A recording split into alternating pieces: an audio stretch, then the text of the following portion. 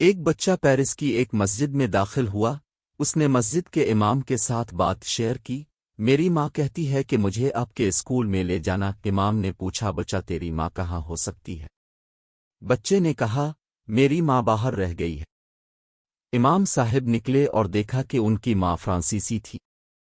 پوچھنے پر اسے معلوم ہوا کہ وہ مسلمان ہونے کے ناطے اتنی زیادہ نہیں ہے۔